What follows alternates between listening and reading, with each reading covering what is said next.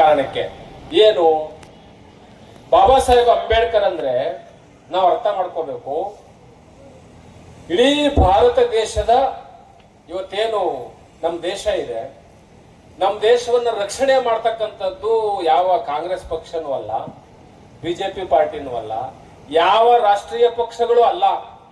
ಇಡೀ ದೇಶವನ್ನ ರಕ್ಷಣೆ ಮಾಡ್ತಾ ಇರ್ತಕ್ಕಂಥದ್ದು ಯಾವ್ದಾದ್ರೂ ಒಂದು ಅದ್ಭುತವಾದಂತ ಆಯುಧ ಯಾವುದು ಅಂದ್ರೆ ಅದು ಭಾರತದ ಸಂವಿಧಾನ. ಸಂವಿಧಾನ ಈ ದೇಶದ ರಕ್ಷಾ ಕವಚ. ನೋ ಪಾರ್ಟಿ ಬರ್ತವೆ, ಪಾರ್ಟಿ ಹೋಗ್ತವೆ. ಆದ್ರೆ ದೇಶದ ಏಕತೆ, ದೇಶದ ಸಮಗ್ರತೆ, ದೇಶದ ಅಖಂಡತೆ ಎಲ್ಲಿದೆ? ಅದು ಸಂವಿಧಾನದಲ್ಲಿದೆ.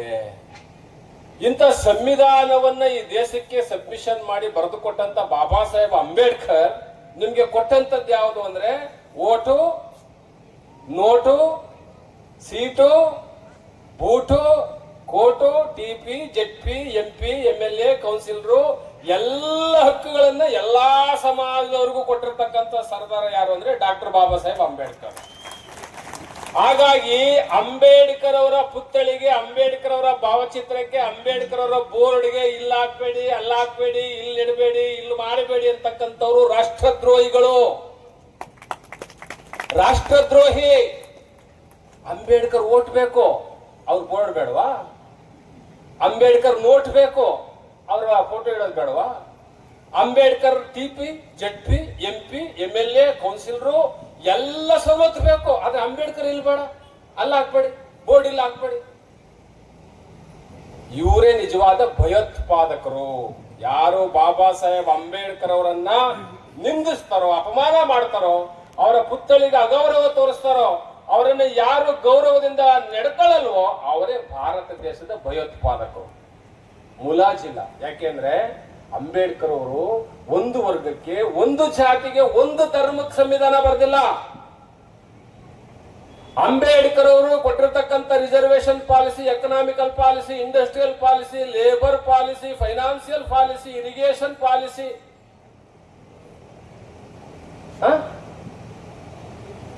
ನೋಟ್ ಹೆಂಗ್ ಪ್ರಿಂಟ್ ಆಗಬೇಕು ಅಂತ RBI, reserve bank of India, ಯಾರು ಅದರ ಸ್ಥಾಪಕರು, ಅದರ ಫೌಂಡೇಶನ್ ಯಾರು? ಅವ್ರು ಪ್ರಿಂಟ್ ಮಾಡಿರೋ ನೋಟ್ ಮಾತ್ರ ನಿಮ್ ಜೋಬಲ್ಲಿ ಇರಬೇಕು. ಅಂಬೇಡ್ಕರ್ ಬೇಡವಾ?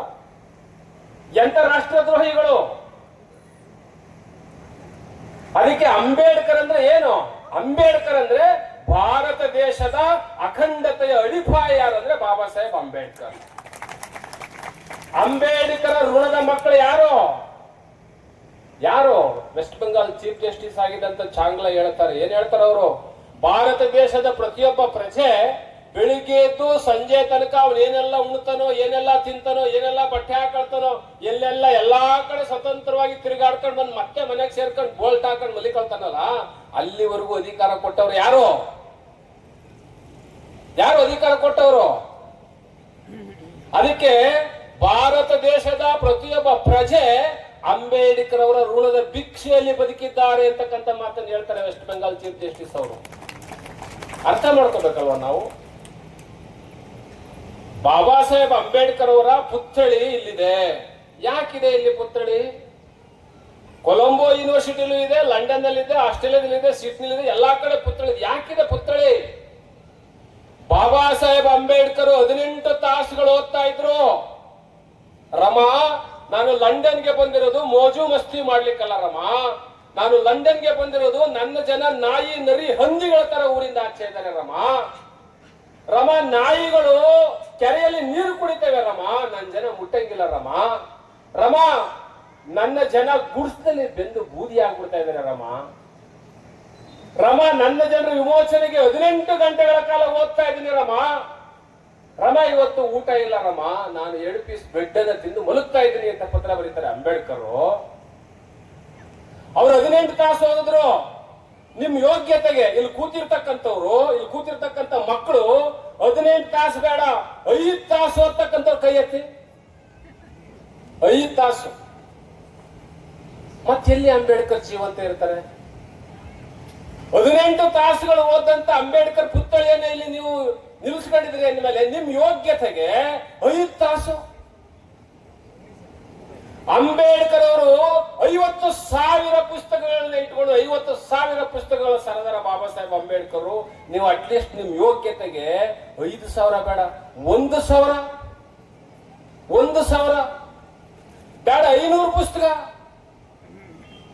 ನಾನು ಮೊನ್ನೆ ಒಂದು ದೊಡ್ಡ ಸ್ಟ್ಯಾಚ್ಯೂ ಉದ್ಘಾಟನೆ ಮಾಡಕ್ ಕರೆದಿದ್ರು.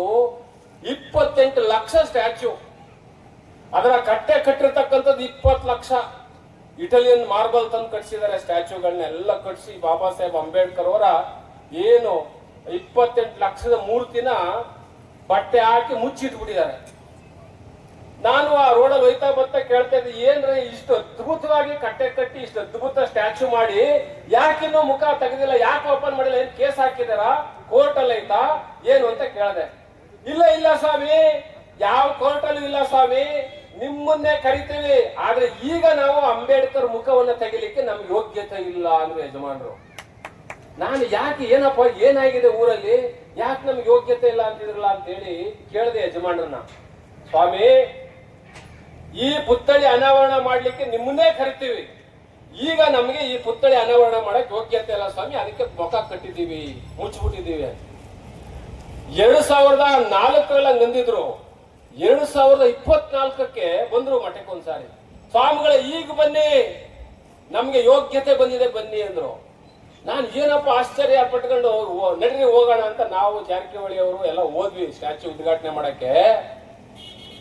ಸಾರ್, ಆ ಊರಲ್ಲಿ ಕೆಂಪು ಲೈಟ್ ಕಾರ್ಗಳು ನಿಂತವು.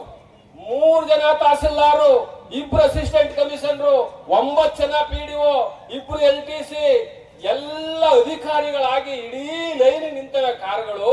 ಆಗ ಹೇಳ್ತಾರೆ ಯಜಮಾನರು, ಈಗ ತೆಗಿರಿ ಸ್ವಾಮಿ ಬಾಬಾ ಸಾಹೇಬ್ರನ್ನ, ಈಗ ನಮ್ಗೆ ಯೋಗ್ಯತೆ ಇದೆ ಅಂತ. ಬಾಬಾ ಸಾಹೇಬ್ ಅಂಬೇಡ್ಕರ್ ಪುತ್ಥಳಿಯನ್ನ ಓಪನ್ ಮಾಡ್ಲಿಕ್ಕೆ ಯೋಗ್ಯತೆ ಬೇಕು. If you say the qualities Ambedkar, ಯೋಗ್ಯತೆ ಇರ್ಬೇಕ್ರಿ.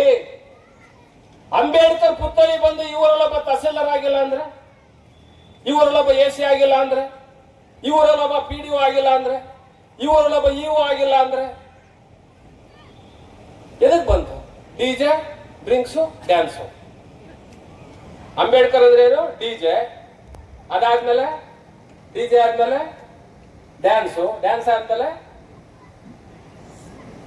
ಇದು ಬಾಬಾ ಸಾಹೇಬ್ ಅಂಬೇಡ್ಕರ್ಗೆ ಮಾಡ್ತಕ್ಕಂಥ ಮಹಾದ್ರೋಹ. ಅದಕ್ಕೆ ನೀವ್ಯಾರು ಉದಾರ ಆಗಿಲ್ಲ. ಅಂಬೇಡ್ಕರ್ ಅವರ ವಿಚಾರಗಳನ್ನ ಪುತ್ಥಳಿಗೆ ಸೀಮಿತ ಮಾಡಿ ಅಂಬೇಡ್ಕರ್ ಅವರ ಫೋಟೋಗಳನ್ನ ಬೀದಿಲಿ ಹಿಡ್ಕೊಂಡು ಮೆರವಣಿಗೆ ಮಾಡ್ತಾ ಇದ್ದೀರಿ. ನೀವು ಅಂಬೇಡ್ಕರ್ ಅವರ ಫೋಟೋವನ್ನ ಮೆರವಣಿಗೆಯನ್ನ ಬೀದಿಲು ಮಾಡ್ತಾ ಇದ್ದೀರಿ. ಹಾಗೆ ಸಂವಿಧಾನ ಓದ್ಕೊಂಡು ಅವರು ರಾಜ್ಯಾಂಗ, ಕಾರ್ಯಾಂಗ, ಶಾಸಕಾಂಗದ ಮೇಲೆ ಕೂತಿದ್ದಾರೆ. ಇದ ಅಂಬೇಡ್ಕರ್ ಹೇಳಿದ್ ನಿಮ್ಗೆ? ಅಂಬೇಡ್ಕರ್ ಫೋಟೋ ಇಟ್ಕೊಂಡು ಬೀದಿಲಿ ನಿಂತಿದ್ದೀರಿ ಭಿಕಾರಿಗಳ ತರ. ಅವರು ಸಂವಿಧಾನ ಓದ್ಕೊಂಡು ಸುಪ್ರೀಂ ಕೋರ್ಟ್ ಅಲ್ಲಿ 23 ಜನ ಜಡ್ಜ್ ಆಗಿದ್ದಾರೆ, ಒಂದೇ ಸಮುದಾಯದವರು. ಇಡೀ ದೇಶದ ಕಂಟ್ರೋಲ್ ತಗೊಂಡಿದ್ದಾರೆ, ಇಡೀ ದೇಶವನ್ನು ಆಳ್ತಾ ಇದ್ದಾರೆ. ನೀವೇನ್ ಮಾಡ್ತಾ ಇದ್ದೀರಿ? ಏನ್ ಮಾಡ್ತಾ ಇದ್ದೀರಿ? ಅಂಬೇಡ್ಕರ್ನು ಬೀದಿಲಿ ನಿಲ್ಸೋದು, ನೀವು ಬೀದಿಲಿ ನಿಂತ್ಕೊಳ್ಳೋದು. ಸ್ಟಿಲ್ ಅಲಿಗೇಷನ್ ಇದೆ ಸ್ಟ್ರೀಟ್.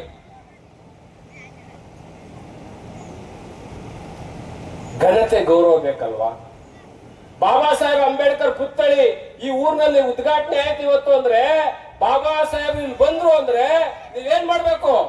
ಬಾಬಾ ಸಾಹೇಬ್ ಸಲ್ಯೂಟ್ ಮಾಡ್ಬೇಕು. ಸಾಹೇಬ್ರೆ, ನೀವು 50,000 ಪುಸ್ತಕ ಓದಿದ್ರಿ, ನನ್ನ ಯೋಗ್ಯತೆಗೆ 50,000 ಆಗಲ್ಲ, ನಾನು 1,000 ಪುಸ್ತಕ ನಾನು ಓದ್ತೀನಿ ಅಂತಕ್ಕಂಥವ್ರು ಒಬ್ರು ಬೇಕಲ್ರಿ.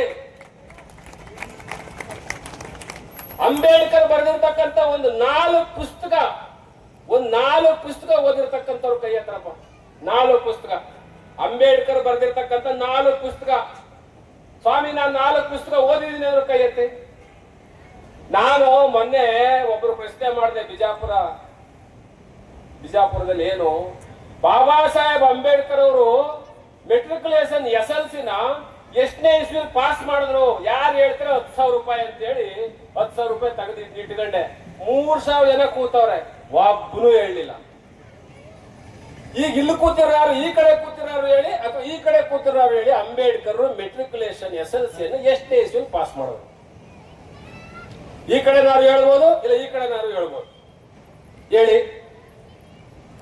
ಹೇಳಿ.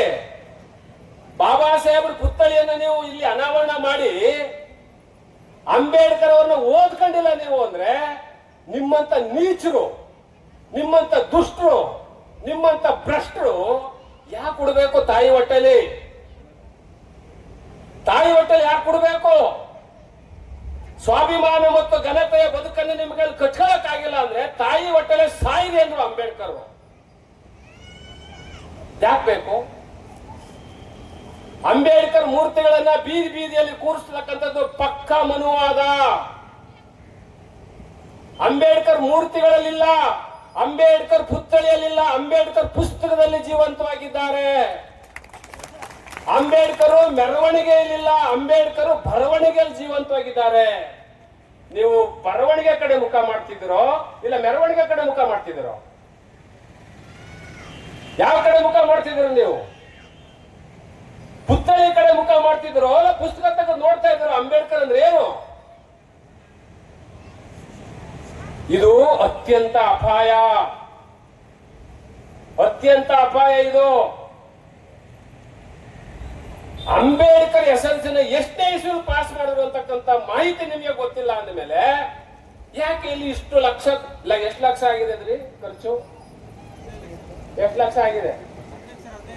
25 ಲಕ್ಷ ಖರ್ಚು ಮಾಡಿ ನೀವು ಸ್ಟ್ಯಾಚ್ಯೂ ಮಾಡಿಸಿ 25 ಜನ ಎದ್ದೆತ್ಕೊಂಡು ಸ್ವಾಮಿ ನಾನು 5 ಜನ PhD ಮಾಡಿದೀವಿ, 2 ಡಿಗ್ರಿ ಮಾಡಿದೀವಿ, MSc ಮಾಡಿದೀವಿ, ಬ್ಯಾರಿಸ್ಟರ್ ಆಗಿದ್ದೀವಿ, ಲಾ ಮಾಡ್ತಾ ಇದೀವಿ ಅಂತಕ್ಕಂಥವ್ರು ಎದ್ದು ಕೈ ಎತ್ತೀನಿ ನೀವು ಹೇಳಲಿಲ್ಲ ಅಂದ್ರೆ ಯಾರಿಗ ಅವಮಾನ?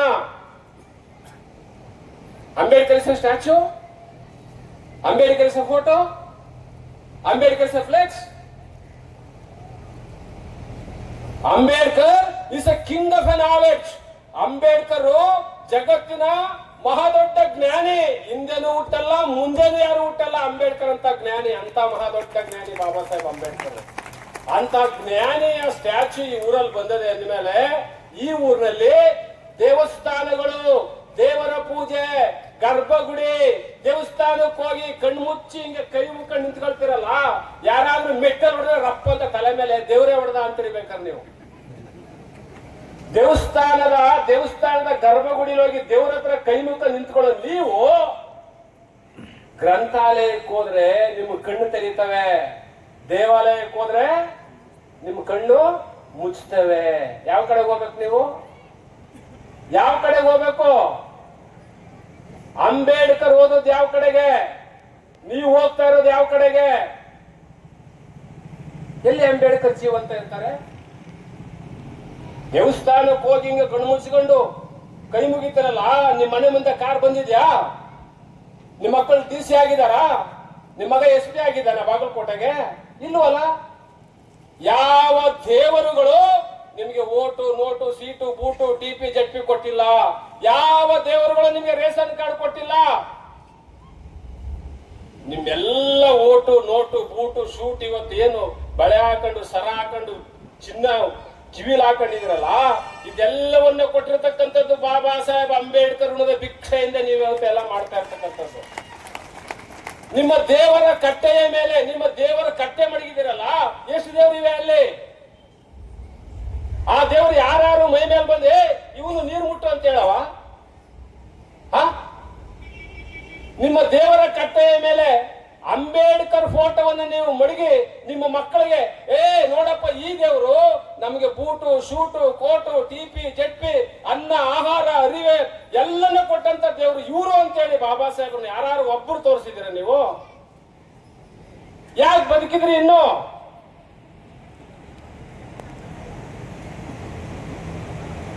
ಬಾಬಾ ಸಾಹೇಬ್ರನ್ನ ನಯವಂಚಕರು ಮೋಸ ಮಾಡ್ತಾ ಇರ್ತಕ್ಕಂಥವ್ರು ಯಾರು? ಇವತ್ತೇ ನಿಮ್ಗೇನಾದ್ರೂ ಸ್ವಾಭಿಮಾನ ಇದ್ರೆ, ಇವತ್ತೇ ನಿಮ್ಗೇನಾದ್ರೂ ಬಾಬಾ ಸಾಹೇಬ್ರ ಮೇಲೆ ಗೌರವ ಇದ್ರೆ, ನಿಮ್ಮ ದೇವರ ಕಟ್ಟೆ ಮೇಲೆ ದೇವರುಗಳನ್ನ ತಕೊಂಡೋಗಿ ಮೊದಲು ತೂದು ನೀರಿಗೆ ಬಿಸಾಕ್ಬೇಕು. ಇಲ್ಲ ಅಂದ್ರೆ ನೀವು ಅಂಬೇಡ್ಕರ್ ಹೆಸರು ಹೇಳಲಿಕ್ಕೆ ಯೋಗ್ಯರಲ್ಲ. ತಿನ್ನೋದೆಲ್ಲ ಅಂಬೇಡ್ಕರ್ ಅನ್ನ, ಉಟ್ಕೊಳ್ಳೋದೆಲ್ಲ ಅಂಬೇಡ್ಕರ್ ಹೆಸರು. ನಿಮ್ಮ ಮಕ್ಕಳು ಸೀಟ್ ಕೊಡಬೇಕು, ಹಾಸ್ಟೆಲ್ ಕೊಡಬೇಕು, ಫೀಸ್ ಕಟ್ಟಬೇಕು, ಸ್ಕಾಲರ್ಶಿಪ್ ಬೇಕು, ಮೆಡಿಕಲ್ ಬೇಕು, ಇಂಜಿನಿಯರ್ ಬೇಕು, ಹಕ್ ಬೇಕು, ವೋಟ್ ಬೇಕು, ರೇಷನ್ ಕಾರ್ಡ್ ಬೇಕು, ಎಲ್ಲ ಬೇಕು. ಹೆಸರು ಹೇಳಕ್ ಯಾರು ಬೇಕು? ಪೂಜೆ ಮಾಡಕ್ ಯಾರು ಬೇಕು? ಅದಕ್ಕೆ ಕಲ್ಲು ದೇವರು ದೇವರಲ್ಲ, ಮಣ್ಣು ದೇವರು ದೇವರಲ್ಲ, ಮರ ದೇವರು ದೇವರಲ್ಲ, ತಾಮ್ರ ಹಿತ್ತಾಳೆಗಳಿಂದ ಮಾಡಿದ ದೇವರು ದೇವರಲ್ಲ, ಅಷ್ಟಾಷಷ್ಟಿ ದ್ವಾದಶ ತೀರ್ಥಂಗಳಲ್ಲ, ತನ್ನನ್ನು ತಾನು ತಿಳಿದಾತ ತಾನೇ ದೇವ ನೋಡ ಅಪ್ರಮಾಣ ಕೂಡಲ ಸಂಗಮ ದೇವ. ಬಸವಣ್ಣ ದೇವ್ರು ಹಿಡಿಕೊಂಡು ಯಾಕೆ ಹೋಗ್ತೀರಾ? ದೇವ್ರು ಎಲ್ಲಿದ್ದಾನೆ? ದೇಹವೇ ದೇಗುಲ, ಸಿರವೆವನ್ನ ಕಳಶ. ಉಳ್ಳವರು ಶಿವಾಲಯ ಮಾಡುವರು, ನಾನೇನೋ ಮಾಡಲಿ ಬಡವನಯ್ಯ. ಎಂತ ಮಾತು ಬಸವಣ್ಣ ಹೇಳಿದರೆ. ಉಚ್ಚಯ ಬಚ್ಚಲಲ್ಲಿ ಹುಟ್ಟಿದವನು ಉಚ್ಚ ನೀಚ ಹೇಗಾಗುವನು? ಹುಟ್ಟಿರೋದೆಲ್ಲ ಎಲ್ಲಿ? ಕಿವಿಲ್ ಹುಟ್ಟವ್ರ, ಹೊಟ್ಟೆಲ್ ಹುಟ್ಟವ್ರ? ಯಾರು? ಉಚ್ಚಯ ಬಚ್ಚಲಲ್ಲಿ ಹುಟ್ಟಿದವನು ಉಚ್ಚ ನೀಚ ಹೇಗಾಗುವನು? ಉಚ್ಚಯ ಬಚ್ಚಲಲ್ಲಿ ಹುಟ್ಟಿದವನನ್ನು ಉಚ್ಚ ನೀಚ ಮೇಲು ಕೀಳು ಎಂದಡೆ ಮಾದಾರ ಚೆನ್ನೈನ ಮನೆ ಹಳೆ ಎಕ್ಕಡದಲ್ಲಿ ಶುದ್ಧವಾಗಿ ಹೊಡೆಯಂದ ಅಂಬಿಗರ ಚೌಡಯ್ಯ ಅಂತ ಹೇಳಿದಾನೆ. ಅಂಬಿಗರ ಚೌಡಯ್ಯ ಮೆಟ್ಟಲ್ ಹೊಡಿ ಅಂತ ಹೇಳೋನು. ಎಂತ ಮಾತು ಹೇಳಿದಾನೆ? ಅಂಬೇಡ್ಕರ್ ಜಯಂತಿ, ಅಂಬೇಡ್ಕರ್ ಪುತ್ಥಳಿಗಳು ಯಾಕೆ ಬೇಕು ಅಂದ್ರೆ, ಈ ಊರಿನಲ್ಲಿ ಶಿಕ್ಷಣಕ್ಕೆ ಅಂಬೇಡ್ಕರ್ ಬದುಕಿರೋದು ಪುತ್ಥಳಿಯಲ್ಲ. ಅಂಬೇಡ್ಕರ್ ಬದುಕಿರೋದು ನಿಮ್ಮ ಮಕ್ಕಳ ಕೈಯಲ್ಲಿ ಕೊಟ್ಟಿರೋ ಪೆನ್ನಲ್ಲಿ ಅಂಬೇಡ್ಕರ್ ಜೀವಂತ ಇದ್ದಾರೆ. ಪೆನ್ನು ಅಲ್ಲೊಂದು ಹುಡುಗ ಕೋಟ್ ಹಾಕ ಕೂತಿದ್ದಾನೆ, ಎತ್ತಿದ್ದಕ್ಕಪ್ಪ ಹುಡುಗಿ ಚಪ್ಪಾಳೆ ನೋಡಿ, ಅಲ್ಲಿ ಕೋಟ್ ಹಾಕೊಂಡಿದ್ದಾನೆ. ಅಂಬೇಡ್ಕರ್ ಯಾವಾಗ್ಲೂ ಬೂಟು ಶೂಟು ಕೋಟ್ ಜೊತೆಲಿ ಇದ್ರು. ಅಂಬೇಡ್ಕರ್ ಬಗ್ಗೆ ನಾವು ಮಾತಾಡಬೇಕಾದ್ರೆ ನಾವ್ ಹೆಂಗಿರ್ಬೇಕು? ಇದೇ Babu Rajendra Prasad is the first president of in India. Baba ಸಾಹೇಬ್ರು ಪಾರ್ಲಿಮೆಂಟ್ ಗೆ ಶೂಟು ಬೂಟು ಕೋಟ್ ಹಾಕೊಂಡು ಟಕ ಟಕ ಅಂತ ಬರ್ತಾ ಇದ್ರೆ ಏನ್ ಹೇಳ್ತಾರೆ Rajendra Prasad? Mister Ambedkar, your boot, your suit, your coat, your dress is a national dress. ಈ ಪಾರ್ಲಿಮೆಂಟಿನ ಧ್ರುವತಾರೆ ನೀವು ಅಂತಾರೆ. ಯಾರು? ರಾಜೇಂದ್ರ ಪ್ರಸಾದ್ ಅಂಬೇಡ್ಕರ್ಗೆ. Your dress is national dress. ಇಂಥ ಅಂಬೇಡ್ಕರ್ ಅವರ ಪುತ್ಥಳಿ ಇಲ್ಲಿ ಇದೆ ಅಂದ್ರೆ ನಮ್ಮ ಆನಂದ ಸಿದ್ದು ನಾಮೇಗೌಡರು ಹೇಳಿದಾಗೆ Ambedkar is a fashion. Ambedkar Bharat ದೇಶದ ಫ್ಯಾಷನ್ ಅಲ್ಲ. ಆ ಮೂರ್ಖನಿಗೆ ಏನ್ ಗೊತ್ತು ಫ್ಯಾಷನ್ ನನಗೆ? ಅಂಬೇಡ್ಕರ್ ಭಿಕ್ಷೆಯಿಂದಲೇ ಅವನು ಹೋಮ್ ಮಿನಿಸ್ಟರ್ ಆದದ್ದು. ಅಂಬೇಡ್ಕರ್ ಭಿಕ್ಷೆಯಿಂದ ಇವತ್ತು ಜೀವಂತವಾಗಿರೋದು ಅವರು. Ambedkar is inspiration and respiration of all citizens. Bharat ದೇಶದ ಪ್ರತಿಯೊಬ್ಬ ಪ್ರಜೆಯ ಉಸಿರು ಯಾರು ಅಂದ್ರೆ ಅಂಬೇಡ್ಕರ್. ಯಾರಾದ್ರೂ ನಿಮ್ಗೆ ರೋಡಲ್ಲಿ ಹೋಗ್ಬೇಕಾದ್ರೆ ಯಾರು ಎತ್ತಿ ತಲೆ ಮೇಲೆ ಹೊಡೆದ್ರು ಅಂತ ತಿಳ್ಕೊಳ್ಳಿ. ಹೊಡೆದ ಮೇಲೆ ನೀವು ಎಲ್ಲಿಗೋಯ್ತೀರಿ ಕಂಪ್ಲೇಂಟ್ ಕೊಡಕ್ಕೆ? ಎಲ್ಗೋಯ್ತೀರಿ? ಮರ್ಗಮ್ಮನ್ ತಕ ಹೋಯ್ತೀರಾ? ದುರ್ಗಮ್ಮನ್ ತಕ ಹೋಯ್ತೀರಾ? ಯಾವ್ದಾರ ಗುಡಿಗೆ ಹೋಯ್ತೀರಾ ಕಂಪ್ಲೇಂಟ್ ತಗೊಂಡು? ಎಲ್ಗೋಯ್ತೀರಿ? ಹೇಳ್ರಿ, ಎಲ್ಗೋಯ್ತೀರಿ? ಪೊಲೀಸ್ ಸ್ಟೇಷನ್ ಅಂದ್ರೆ ಏನು? ಸಂವಿಧಾನ ಅಂದ್ರೆ ಏನು? ಅಂಬೇಡ್ಕರ್ ನಿಮ್ ಎಲ್ಲರಿಗೂ ರಕ್ಷಣೆ ಕೊಟ್ಟಿರ್ತಕ್ಕಂಥ ಅಂಬೇಡ್ಕರ್ ಅವ್ರ ರಕ್ಷಣೆಯಿಂದ ಇದ್ಕೊಂಡು ನೀವು ಗರ್ಭಗುಡಿಗೆ ಹೋಗಿ ದೇವ್ರ ಹತ್ರ ಹೋಗಿ ನಿಂತ್ಕೊಳ್ತೀರಿ ಅಂದ್ರೆ ಯಾವ ದೇವ್ರು ನಿಮ್ ಮಕ್ಕಳು ಮಾರ್ಕ್ಸ್ ಕಾರ್ಡ್ ಮೇಲೆ ಸೈನ್ ಮಾಡಿದ್ದು? ಕೈ ಎತ್ತಿ ಯಾರಿಗಾರು. ನಮ್ಮ ಮಗಳ ಡಿಗ್ರಿ ಸರ್ಟಿಫಿಕೇಟ್ ಮೇಲೆ ನಮ್ ದೇವ್ರು ಸೈನ್ ಮಾಡಿದೆ ಅಂತ. ಅದಕ್ಕೆ ಬಾಬಾ ಸಾಹೇಬ್ರ ಹೆಸರನ್ನು ಹೇಳಲಿಕ್ಕೆ ಯೋಗ್ಯತೆ ಬೇಕು. ಅವರ ಪುತ್ಥಳಿ ಬೇಕಂದ್ರೆ ಯೋಗ್ಯತೆ ಬೇಕು. ಮೊನ್ನೆ ನಾವು ಹೇಳ್ತಾ ಇದ್ವಿ, ಏನ್ರಪ್ಪ ಅಂಬೇಡ್ಕರ್ ಅವ್ರನ್ನ ಅರ್ಥ ಮಾಡ್ಕೊಂಡಿದ್ರ ಅಂತ. ಓ ಸ್ವಾಮಿ ಅರ್ಥ ಮಾಡ್ಕೊಂಡಿವಿ ಅಂದ್ರು ಒಬ್ಬ ಹೆಣ್ಮಗಳು ಎದ್ದು ನಿಂತ್ಕೊಂಡು ಬಿಜಾಪುರದಲ್ಲಿ ಗುಣದಾಳ್. ನಾನು ಏನಮ್ಮ ಏನ್ ಅರ್ಥ ಮಾಡ್ಕೊಂಡಿದ್ಯಾ ಅಂದ್ರೆ, ಸ್ವಾಮಿ 2004ರಲ್ಲಿ ಭಾಷಣ ಮಾಡಿದ್ರಿ, 2023ರಲ್ಲಿ ಸಿಂದಗಿಯ ಡಿಸ್ಟ್ರಿಕ್ಟ್ ಜಡ್ಜ್ ಆಗಿ ಬಂದಿದ್ದೀನಿ ಅಂದ್ಲು. ಅವಳೆ Chandini. I become a judge in Sindagi. ನೀವ್ಯಾವಾಗ ಹಾಕೋದು? ಯಾವಾಗ ಹಾಕ್ಬೇಕು? ನಿಮ್ಮ ಮನೆಯ ಮುಂದೆ ಕೆಂಪು ಲೈಟಿನ ಕಾರ್ ಬರ್ಬೇಕು, ಆಗ ಅಂಬೇಡ್ಕರ್ ಜೀವಂತ ಇರ್ತಾರೆ. ಅಲ್ಲಿ ಜೀವಂತ ಇರ್ತಾರೆ. ಆಗ ಆನಂದ ಸಿದ್ದು ನಾಮೇಗೌಡ ಏನ್ ಮಾಡ್ತಾರೆ? ಬೆಳ್ಳಿಯ ಪಲ್ಲಕ್ಕಿಯಲ್ಲಿ ನಿಮಗೆ ಮೆರವಣಿಗೆ ಮಾಡ್ತಾರೆ. ಅವರು ಬಾಗಲಕೋಟೆಯ DC ಆಗಿ ಬಂದ್ರೆ ಏನ್ ಮಾಡ್ತೀವಿ? ಬೆಳ್ಳಿಯ ಪಲ್ಲಕ್ಕಿಯಲ್ಲಿ ಮೆರವಣಿಗೆ ಮಾಡ್ತೀವಿ ನಿಮ್ಮನ್ನ. ಆಗ ಅಂಬೇಡ್ಕರ್ ಜೀವಂತ ಇರ್ತಾರೆ. ನಾವು ಬಾಗಲಕೋಟೆ ಕಾರ್ಯಕ್ರಮ ಸಿದ್ದರಾಮಯ್ಯ ನಾವೆಲ್ಲ ಬಂದಿದ್ವಿ ಕೂಡಲ ಸಂಗಮದಲ್ಲಿ. ಹಾಟ್ ಕಾರ್ಯಕ್ರಮ. ವೆಲ್ಕಮ್ ಸ್ಪೀಚ್ ಮಾಡಿದವ್ರು ಯಾರು? ನಾನು ಅಲ್ಲೇ ಕೂತಿದ್ದೆ ವೇದಿಕೆ ಮೇಲೆ. ವೆಲ್ಕಮ್ ಸ್ಪೀಚ್ ಮಾಡ್ತಾ ಇದ್ರು. ಮಾಡ್ತಾ ಹೇಳ್ತಾ ಇದ್ರು, ಸ್ವಾಮೀಜಿ ಅವರು ನಮ್ಮೂರಿಗೆ ಬಂದಿದ್ರು ಸ್ವಾಮಿ. ಈ ಸ್ವಾಮೀಜಿ ಅವರು ನನಗೆ ಬೈಲಾಗಿ ಅವತ್ ನನಗೆ ಉಗಿಲಾಗಿ ಇವತ್ತು ಬಾಗಲಕೋಟೆ DC ಆಗಿದ್ದೀನಿ ನಾನು ಅಂತ ಮಾತಾಡಿದ್ರು ನಮ್ಮ ಜಾನಕಿಯವರು.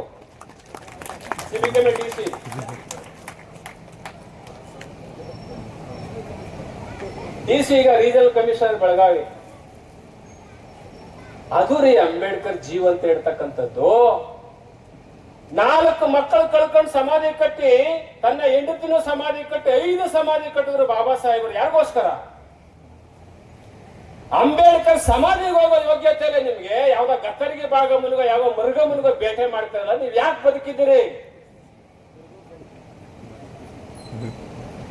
ಸಾಹೇಬರು 5 ಸಮಾಧಿ ಕಟ್ಟಾರೆ ನಮಗೋಸ್ಕರವಾಗಿ ಅಂತ ಅಂಬೇಡ್ಕರ್ ಸಮಾಧಿಗೆ ಹೋಗಿ ನೀವು ನಮಸ್ಕಾರ ಮಾಡ್ಬೇಕು. ಇಲ್ಲ ಯಾವ್ದೋ ಸುಡುಗಾಡ್ ದೇವರುಗಳಿಗೆ ಹೋಗ್ಬಿಟ್ಟು ತಲೆ ಬಿದ್ದು ನಮಸ್ಕಾರ ಮಾಡ್ತಿರಲ್ಲ, ನಿಮ್ಗೆ ಏನ್ ಬಂದದೆ?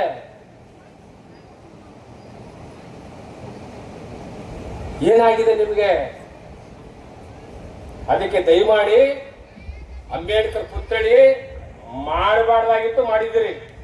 ನಮ್ಮ ಹಿಂದೆ ಇದ್ದಂತ ನಮ್ಮ ಸಿದ್ದು ನಾಮೇಗೌಡರು ಬಹಳ ದೊಡ್ಡ ಒಳ್ಳೆ ಸಜ್ಜನಿಕ ರಾಜಕಾರಣಿ, ಬಹಳ ಸಮಾನತಾವಾದಿ ಪಾಪ. ಅವ್ರ ತಂದೆ ಅವರು ಅಡಿಗಲ್ಲಾಕಿ ಈಗ ಅವರ ಮಗ ಅಧ್ಯಕ್ಷತೆ ವಹಿಸಿ ಪುತ್ಥಳಿ ಅನಾವರಣ ಆಗಿದೆ. ಅಂದ್ರೆ ಎಷ್ಟನೇ ಇಸ್ವಿದು? ಇನ್ನು 5 ವರ್ಷ ಬಿಟ್ಕೊಂಡು ಬರ್ತೀನಿ ನಾನು ಈ ಊರಿಗೆ.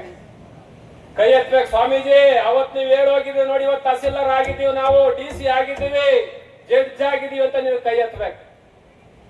ಆಗ ಮಾತ್ರ ಅಂಬೇಡ್ಕರ್ ಜೀವಂತ ಇರ್ತಾರೆ.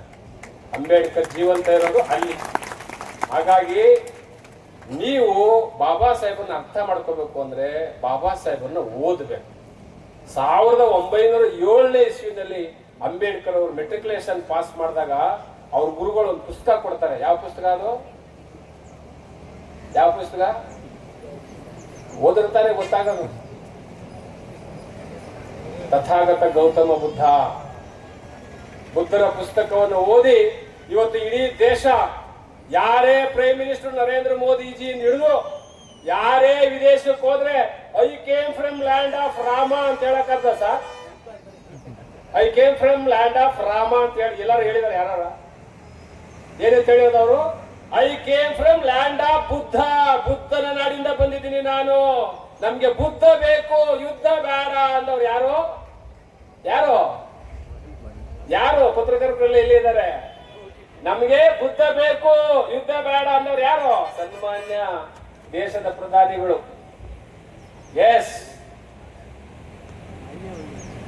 ಬುದ್ಧ ಪ್ರಜ್ಞೆ, ಮೈತ್ರಿ, ಕರುಣೆಯ ಸಂದೇಶ ಅವರು. ಅಂತ ಬುದ್ಧರ ಶಾಂತಿಯ ಮಂತ್ರ, ಬುದ್ಧರ ಶಾಂತಿಯ ದೀಪ, ಬಸವಣ್ಣನ ಕ್ರಾಂತಿಯ ದೀಪ, ಅಂಬೇಡ್ಕರ್ ಅವರ ಜ್ಞಾನದ ದೀಪ, ಈ 3 ದೀಪಗಳು ಈ ಗ್ರಾಮದಲ್ಲಿ ಯಾವತ್ತೂ ಆರಬಾರದು, ಶಾಶ್ವತವಾಗಿರ್ಬೇಕು. ಬುದ್ಧರ ಶಾಂತಿಯ ದೀಪ, ಬಸವಣ್ಣನ ಕ್ರಾಂತಿಯ ದೀಪ. ಬಸವಣ್ಣನ ಕ್ರಾಂತಿ ಹೆಂಗಿತ್ತು ಅಂದ್ರೆ ಏನ್ ಹೇಳ್ತಾರೆ ಬಸವಣ್ಣ? ಅಯ್ಯ ಶೆಟ್ಟಿ ಎಂಬನೆ ಸಿರಿಯಾಳನ, ಕುಂಬಾರನೆಂಬನೆ ಗುಂಡೆಯರ, ಮಾದಾರ ಚೆನ್ನೈನ ಮನೆಯ ದಾಸಿಯ ಮಗಳು, ಡೋಹಾರ ಕಕ್ಕಯ್ಯನ ಮನೆಯ ದಾಸಿಯ ಮಗ, ಬೆರಣಿ ಆಯಲು ಹೋಗಿ ಸಂಗಮ ಮಾಡಿ ಹುಟ್ಟಿದಾತ ನಾನು, ಕೂಡಲ ಸಂಗನ ಸಾಕ್ಷಿಯಾಗಿ ನಿಮ್ಮ ಶರಣರ ಚಮ್ಮಾವಿಗೆ ಎನ್ನ ಶಿರಸ್ಸಿಗೆ ಟೋಪಿಯಾಗಿರ್ಲಿ ಅಂತ ಬಸವಣ್ಣ. 8 ವರ್ಷದ ಬಸವಣ್ಣ ಅವ್ರ ತಾಯಿ ಮಾದಲಾಂಬಿಕೆ ಹೂ ತಂದು ಕೊಟ್ರೆ ನೀರ್ ಹಾಕ್ತಿರ್ತಾಳೆ, ಹಣ್ಣು ತಂದು ಕೊಟ್ರೆ ನೀರ್ ಹಾಕ್ತಿರ್ತಾಳೆ, ಕಟ್ಟಿಗೆ ತಂದು ಕೊಟ್ರೆ ನೀರ್ ಹಾಕ್ತಿರ್ತಾಳೆ. ಬಸವಣ್ಣ ಕೇಳ್ತೀನಿ, ಏನಮ್ಮ ಅನ್ಯಾಯ? ಅವ್ರು ಹೂ ತಂದು ಕೊಟ್ರೆ ಹೂಗಾರರು ನೀರ್ ಹಾಕ್ತಿಲ್ಲ ಯಾಕಮ್ಮ? ಏ ಬಸವ, ನಿನಗೇನೋ ಗೊತ್ತವ್ರು ಶೂದ್ರರು, ಅವ್ರು ಮುಟ್ಟದನ್ನ ಹಂಗೆ ತಗೊಳಕ್ ಆಗುತ್ತೇನೋ, ತೀರ್ಥ ಹಾಕಿ ಶುದ್ಧಿ ಮಾಡಿ ತಗೊಳ್ತೀನಿ ಅಂತಾರೆ ಯಾರೋ ಮಾದಲಾಂಬಿಕೆ. ತಕ್ಕಂತ ಬಸವಣ್ಣ ಕೇಳ್ತೀನಿ, ಏನಮ್ಮ ನೀನು ಮುಟ್ಟಿದ ತಕ್ಷಣ ನೀರ್ ಹಾಕಿದ ತಕ್ಷಣ ಹೂ ಸುದ್ದಿ ಆಯ್ತು ಅನ್ನೋದಾದ್ರೆ ತಂದಿರಿಗೂ ಹಾಕ್ಬಿಟ್ಟು ಯಾಕಮ್ಮ ಒಳಗ್ ಕರ್ಕೋಬಾರ್ದು ಅಂತಾನೆ ಬಸವಣ್ಣ. ಎಂತ ದೊಡ್ಡ ಮನುಷ್ಯ. ನೀರ್ ಹಾಕಿದ ತಕ್ಷಣ ಕಟ್ಟಿಗೆ ಸುದ್ದಿ ಆಯ್ತು, ನೀರ್ ಹಾಕಿದ ತಕ್ಷಣ ಹೂ ಸುದ್ದಿ ಆಯ್ತು ಅಂದ್ಮೇಲೆ ತಂದಿರಿಗೂ ಹಾಕ್ಬಿಟ್ಟು ಕರ್ಕೊ ಒಳಕ್ಕೆ. ಸುಮ್ಮನೆ ಬಸವಣ್ಣ ಆಗಿಲ್ಲ. ಬಸವಣ್ಣ ಎಂಥ ದೊಡ್ಡ ಮನುಷ್ಯ ಸರ್. ಏನ್ ಹೇಳ್ತಾರೆ ಬಸವಣ್ಣ? ವೇಶ್ಯ ಪುತ್ರನಾಗಲಿ ದಾಸಿ ಪುತ್ರನಾಗಲಿ. ಎಂಥ ಮಾತು ಬಸವಣ್ಣ. ಇಂಥ ಬಸವಣ್ಣನ ಭೂಮಿಲಿ, ಇಂಥ ಬುದ್ಧರ ಭೂಮಿಯಲ್ಲಿ, ಇಂಥ ಬಾಬಾ ಸಾಹೇಬರ ಸಂವಿಧಾನದಲ್ಲಿ ನಾವು ಬದುಕ್ತಾ ಇದ್ದೀವಿ. ನಮ್ಮ ಮಕ್ಕಳು ಪೆನ್ನಿಗೆ ಕೆಲಸ ಕೊಡಬೇಕು, ಬಾಟ್ಲಿಗಲ್ಲ. ಬಾಟ್ಲ್ ಹಿಡ್ಕೊಳ್ತಕ್ಕಂಥವ್ರು ನೋಡ್ತಾ ಇದ್ದೇನೆ, ಎಲ್ಲ ಎಷ್ಟು ಬಾಟ್ಲ್ ಹಿಡ್ಕೊಂಡವ್ರೆ ಅಂತೇಳಿ. ರಾತ್ರಿಗೆ ಎಷ್ಟು ಬಾಟ್ಲ್ ಬರ್ತವೆ ಅಂತ ಗೊತ್ತಿದೆ ನನಗೆ. ಬಾಟ್ಲ್ ಹಿಡ್ಕೊಂಡ್ರೆ ಏನಾಗುತ್ತೆ? ಮನೆ ಸತ್ಯನಾಶ ಆಗ್ತವೆ, ಸತ್ಯನಾಶ ಆಗ್ತವೆ. ಹಾಗಾಗಿ ಇಂಗ್ಲೆಂಡ್ ಅಲ್ಲಿ ಇದ್ದಂತ ಬಾಬಾ ಸಾಹೇಬ್ ಅಂಬೇಡ್ಕರ್ಗೆ ಶೀತ ಜಾಸ್ತಿಯಾಗಿ, ಕೆಮ್ಮು ಜಾಸ್ತಿಯಾಗಿ ಅವರು ಡಾಕ್ಟರ್ ಹೇಳ್ತಾರೆ, ಮಿಸ್ಟರ್ ಅಂಬೇಡ್ಕರ್, ಈ ಕೆಮ್ಮು ಕಫ ಗೋಲಿಯಿಂದ ಟಾನಿಕ್ ಇಂದ ಹೋಗಲ್ಲ, you will take some whisky, ನೀವು ಸ್ವಲ್ಪ ವಿಸ್ಕಿ ತಗೊಳ್ಳಿ ಅಂತ. ಅಂಬೇಡ್ಕರ್ ಕಣ್ಣಿನ ಕೆಂಪು ಮಾಡ್ಕೆ, ಇಡಿಯಟ್, ನನ್ನ ಜನ ಶತಮಾನದಿಂದ ಕುಡಿದು ಕುಡಿದು ನಾಯಿಗಳ ತರ ಮೋರಿಲ್ ಬಿದ್ದು ಸತ್ತೋಗಿದ್ದಾರೆ, ನಾನೆಲ್ಲಾರು ಒನ್ ಡ್ರಾಪ್ ಮುಟ್ಟಿನಿ ಅಂತ ಗೊತ್ತಾಗ್ರೆ ಎಷ್ಟು ಜನ ಬಿದ್ದೈತಾವೋ, ನನ್ನ ಕಾಯಿಲೆ ವಾಸಿ ಆಗದರೂ ಪರವಾಗಿಲ್ಲ, ನನ್ನ ಬೇಮಾರಿ ವಾಸಿ ಆಗದರೂ ಪರವಾಗಿಲ್ಲ, I don't touch to the wine, ಯಾವುದೇ ಕಾರಣಕ್ಕೂ ಮುಟ್ಟಲ್ಲ ಅಂದ್ರು ಅಲ್ವಾ. ಕೈ ಎತ್ತಿ ಈಗ ನೋಡೋಣ ಎಷ್ಟು ಜನ ಮುಟ್ಟಲ್ಲ. ಎತ್ತಿ, ಲಕ್ಕು ಹೊಡೆದು ಬಿಡ್ತದೆ ಸುಳ್ಳು ಹೇಳಿದ್ರೆ, ಪ್ಯಾರಾಲಿಸಿಸ್ ಆಗ್ಬಿಡುತ್ತೆ. ಆಮೇಲೆ ಯಾವುದೇ ಕಾರಣಕ್ಕೂ ಇವತ್ತಿನ ನಾವು ಕುಡಿಯಲ್ಲ ಅಂದ್ರೆ ಕೈ ಎತ್ತಿ ನೋಡಿ. 1, 2, 3 ರಾತ್ರಿಗೆ ಹೋಗಿ ಅದೇ ಕೆಲಸ ಮಾಡೋದು. ಹಾಗಾಗಿ ಅಂಬೇಡ್ಕರ್ ಅವರ ದ್ರೋಹ ಮಾಡೋದ್ ಬೇಡ. ಅಂಬೇಡ್ಕರ್ ಅವರ ವಿಚಾರಗಳು ವಿಜೃಂಭಿಸ್ಬೇಕು, ಫ್ಲೆಕ್ಸ್ ಅಲ್ಲ. ಅಂಬೇಡ್ಕರ್ ಜ್ಞಾನ ವಿಜೃಂಭಿಸ್ಬೇಕು, ಅಂಬೇಡ್ಕರ್ ಫೋಟೋ ಅಲ್ಲ. ಅಂಬೇಡ್ಕರ್ ಅವರ ಚಿಂತನೆಗಳು ವಿಜೃಂಭಿಸ್ಬೇಕು ನಿಮ್ಮ ತಲೆಯಲ್ಲಿ. ಮನೆಗೆ ಅಂಬೇಡ್ಕರ್ ಅರಿವು ಕಾರ್ಯಕ್ರಮ ಅಂತೇಳಿ ಪ್ರತಿ ಭಾನುವಾರ ಹೆಣ್ಮಕ್ಳನ್ನ ಗಂಡು ಮಕ್ಕಳನ್ನ ಕೂರಿಸ್ಕೊಂಡು ಅಂಬೇಡ್ಕರ್ ಬಗ್ಗೆ ನೀವು ಪಾಠ ಮಾಡಿ ಅವ್ರಿಗೆ ಹೇಳಲಿಲ್ಲ ಅಂದ್ರೆ, ಇಂಥ ಪುತ್ಥಳಿಗಳು ಲಕ್ಷ ಲಕ್ಷ ಪುತ್ಥಳಿಗಳು ಮಾಡಿದ್ರು ನೀವು ಬೀದಿಲೆ, ನಾವು ಬೀದಿಲೆ, ಏನು ಪ್ರಯೋಜನ ಬರಲ್ಲ. ಹಂಗಂತ ನೀವು ಮಾಡಿದ್ದೀರಿ, ನಿಮಗೆ ಬೈಬೇಕಂತಿಲ್ಲ.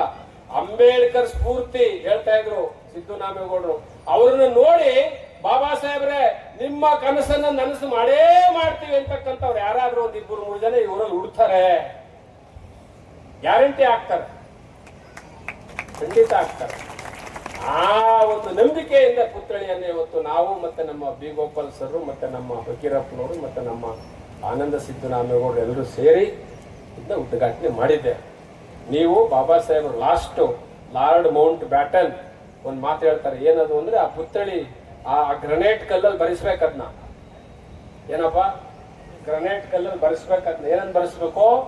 ಲಾರ್ಡ್ ಮೌಂಟ್ ಬ್ಯಾಟನ್ ಹೇಳಿರೋ ಮಾತು, ಭಾರತ ದೇಶದ ರಾಜ ಮಹಾರಾಜರು ಭಾರತದ ಚರಿತ್ರೆಯನ್ನು ಬದಲಾಯಿಸಲಿಕ್ಕೆ ಈಟಿ ಬರ್ಜಿ ತಲವಾರುಗಳನ್ನ ಬಳಸಿದ್ರು, ಭಾರತದ ಚರಿತ್ರೆ ಬದಲಾಗ್ಲಿಲ್ಲ. ಭಾರತದ ಚರಿತ್ರೆಯನ್ನ ಕೇವಲ ಪೆನ್ನಿನ ಮುಖಾಂತರವಾಗಿ ಭಾರತದ ಚರಿತ್ರೆಯನ್ನು ಬದಲು ಮಾಡಿದ ಮಹಾನಾಯಕ ಡಾಕ್ಟರ್ ಬಾಬಾ ಸಾಹೇಬ್ ಅಂಬೇಡ್ಕರ್ ಅಂತಕ್ಕಂಥದ್ದನ್ನ ಮೌಂಟ್ ಬ್ಯಾಟನ್ ಹೇಳಿದ್ದಾರೆ. ಅದನ್ನ ನೀವು ಬರೆಸ್ಬೇಕು, ಆ ಕಲ್ಲಲ್ಲಿ ಬರೆಸಿಡ್ಬೇಕು, ಓದ್ಬೇಕದ್ನ. ಆ ಮಾತನ್ನು ಹೇಳ್ತಾ ರಾಷ್ಟ್ರಪತಿ ದ್ರೌಪದಿ ಮುರ್ಮು ಅವರು ಭಾಷಣ ಮಾಡ್ತಾ ಒಂದು ಮಾತು ಹೇಳಿದ್ದಾರೆ, ಮಾಧ್ಯಮದವರಿಗೆಲ್ಲ ಗೊತ್ತು. ಏನದು ಅಂದ್ರೆ, ಅವ್ರನ್ನ ಇಂಟರ್ವ್ಯೂ ಮಾಡಿದಾಗ ನೀವು ರಾಷ್ಟ್ರಪತಿ ಆಗಿದ್ದೀರಿ ಏನ್ ಹೇಳ್ತೀರಾ ಅಂದ್ರೆ, ನಮ್ಮ honourable president of India Draupadi Murmu ಹೇಳ್ತಾರೆ, ನಾನು ರಾಷ್ಟ್ರಪತಿ ಆಗಿದ್ದೀನಿ ಖರೆ, ನಾನು ರಾಷ್ಟ್ರಪತಿಯಾಗಿ ಯಾರನ್ನ ಸ್ಮರಿಸ್ತೀನಿ ಅಂದ್ರೆ ಡಾಕ್ಟರ್ ಭೀಮರಾವ್ ರಾಮ್ಜಿ ಅಂಬೇಡ್ಕರ್ ಮೇರೆ ಲಿಯೇ ಭಗವಾನ್ ಸಮಾನ್ ಹೇ. मेरा भगवान कौन है? साई बाबा. ರಾಷ್ಟ್ರಪತಿ ದ್ರೌಪದಿ ಮುರ್ಮು ಅವರ ಮಾತು ಹೆಂಗಿದೆ ಅಂದ್ರೆ, ಮೇರೆ ಲಿಯೇ ಭಗವಾನ್ ಸಮಾನ್ ಹೇ. ಯಾರು? ಡಾಕ್ಟರ್ ಭೀಮರಾವ್ ರಾಮ್ಜಿ ಅಂಬೇಡ್ಕರ್. ಯಾಕೆ ಅಂದ್ರೆ I became a tribal lady. ಆದಿವಾಸಿ ಹೆಣ್ಣು ಮಗಳು ನಾನು. ನಮ್ಮೂರಿಗೆ ಲೈಟ್ ಬೆಳಕೆ ಇತ್ಲ, ಕತ್ತಲೆ ಕೂಪದಲ್ಲಿ ಬಿದ್ದಿದ್ದವಳು. ಇವತ್ತು ಭಾರತದ ರಾಷ್ಟ್ರಪತಿ ಆಗಿದ್ದೀನಿ ಅಂದ್ರೆ ಅದಕ್ಕೆ ಕಾರಣ ಡಾಕ್ಟರ್ ಭೀಮರಾವ್ ರಾಮ್ಜಿ ಅಂಬೇಡ್ಕರ್ ಮೇರೆ ಲಿಯೇ ಭಗವಾನ್ ಸಮಾನ್ ಹೇ ಅಂತ ರಾಷ್ಟ್ರಪತಿ ಹೇಳ್ತಾರೆ. ಅಂದ್ರೆ ನೀವೆಲ್ಲ ಯಾರು ಭಗವಾನ್? ಭಗವಾನ್ ಯಾರು?